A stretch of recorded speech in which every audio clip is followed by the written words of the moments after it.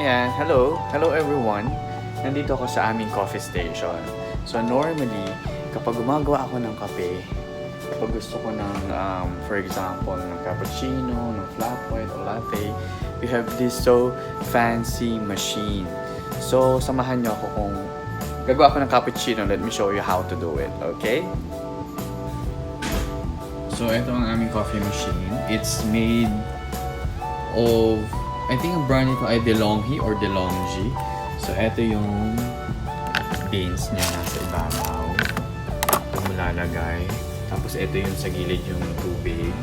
Tapos, actually, meron kaming special blend ng coffee. Ayan, for po sa nagkali. Ewan ko kung saan ito in order. Tapos, ayan nga. So, ayan na siya. And, ito yung lalagyan ng milk. So, mamimili ka kung if you like cappuccino, ayan siya. So, pipindutin mo lang siya. Sabi niya underway, ayan. Kung gusto mo ng flat white, latte, milk. So, ayan. Yung milk. Ito yung brand, Delonghi or Delonghi. Hindi ko alam kung anong brand.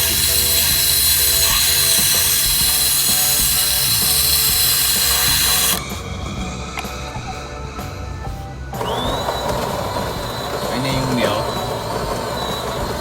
Tapos,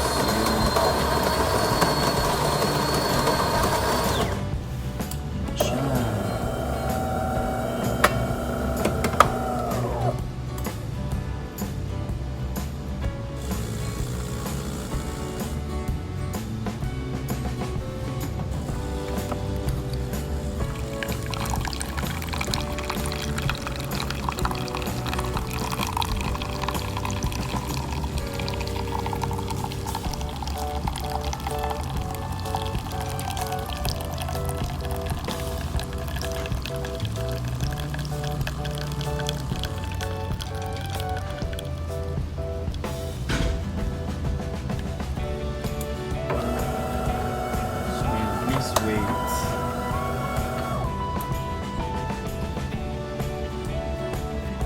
Okay, so tapos na siya. Kalahati lang yung ano niya. Yung nagawa niya kasi ito 1 cup, 2 cups ito yung long.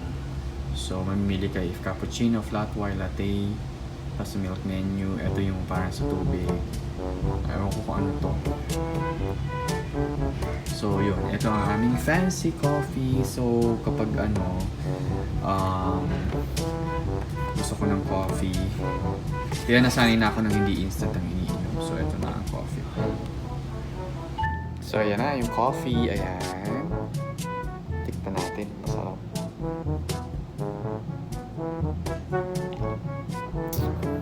Masyadong matapang. Masarap siya pampagising. So yun lang. Thank you so much. Keep safe everyone. Bye. Enjoyin ko muna yung kape ko.